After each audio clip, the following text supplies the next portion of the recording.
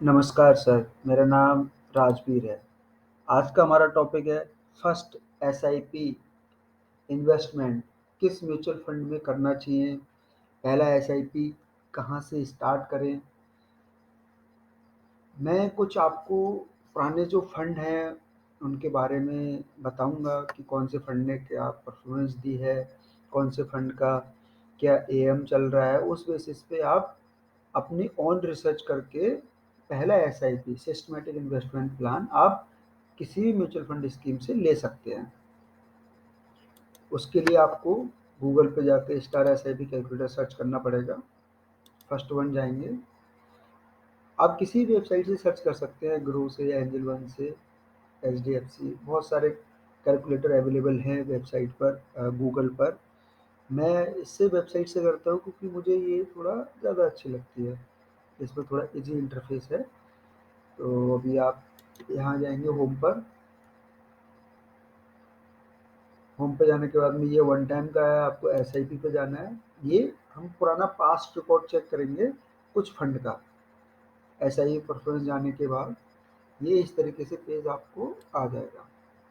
तो इसमें हम चेक करेंगे कि पुराने जो कुछ फंड हैं उन्होंने 10 साल या 5 साल या 15 साल में कौन से फंड ने अच्छा परफॉर्म किया है। ये जो फंड हैं जो हम चेक कर रहे हैं, ये ज़रूरी नहीं है जो अभी फंड ने जैसा परफॉर्म किया है आगे भी वैसा ही परफॉर्म करेगा। हो सकता है बहुत अच्छा परफॉर्म करे, हो सकता है खराब परफॉर्म करे, कुछ भी हो सकता है। वो सब मार्केट पे डिपेंड करता है। तो आप किसी भी फंड में इन्वेस्टमेंट करने से पहले अपनी खुद की रिसर्च एनालिसिस ज़रूर करें। देखिएगा अभी यहाँ बहुत सारे फंड हैं, तो मैं सबसे पहले ऑल कर लेता हूँ। कैटेगरी में स्मॉल कैटेगरी कर लेता हूँ। ईयर में आप 5 साल, 10 साल कुछ भी सेलेक्ट कर सकते हैं। तो अभी मैं लास्ट 10 ईयर का देखता हूँ। एसआईपी 3000 का देखते हैं।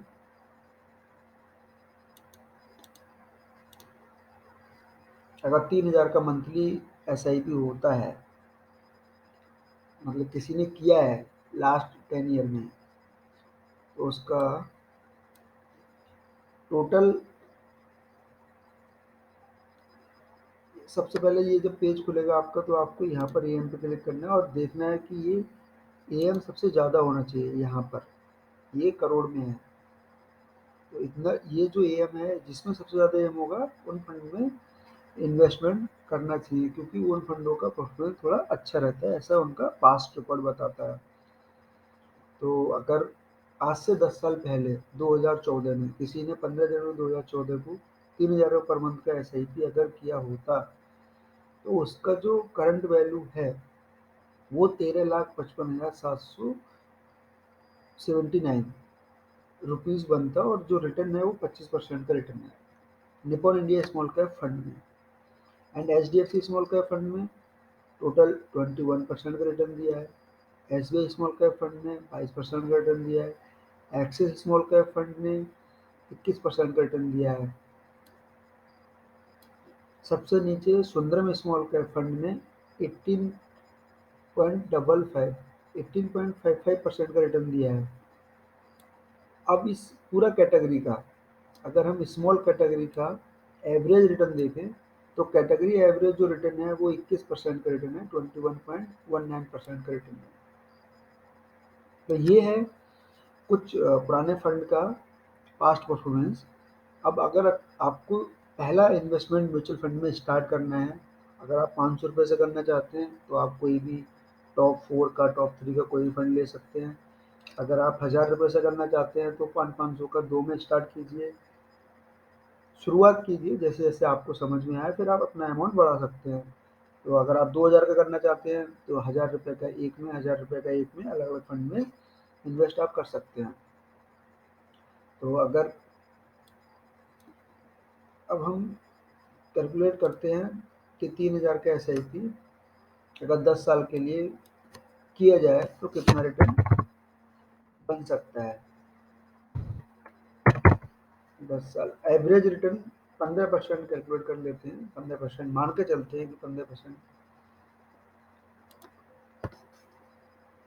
ये अमाउंट इन्वेस्टेड 3,60,000, टोटल अमाउंट जो आपका हो जाएगा, मैच्योरिटी वैल्यू होगी 8,35,972। मैच्योरिटी वैल्यू 8,35,972, 3,000 के मंथली इन्वेस्टमेंट प्लान से। आप यहाँ बदल सकते हैं, चेंज भी कर सकते हैं, चेक कर सकते हैं, खुद से चेक कर सकते हैं। 5,000 अगर कर देते हैं तो ये 6 लाख इन्वेस्ट होगा, 13,93,000 देगा।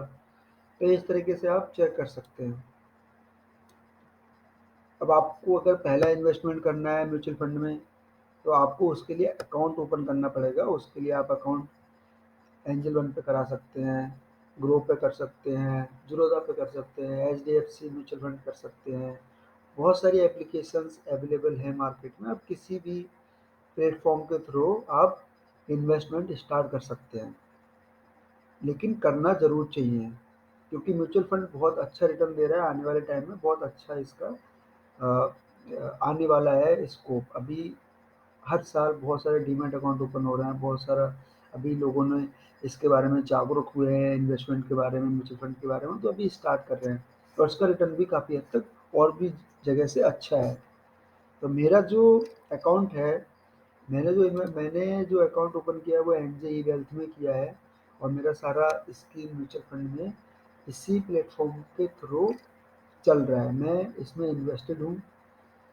तो आप किसी भी वेबसाइट के थ्रू, किसी भी प्लेटफॉर्म के थ्रू जाके इन्वेस्टमेंट स्टार्ट कर सकते हैं।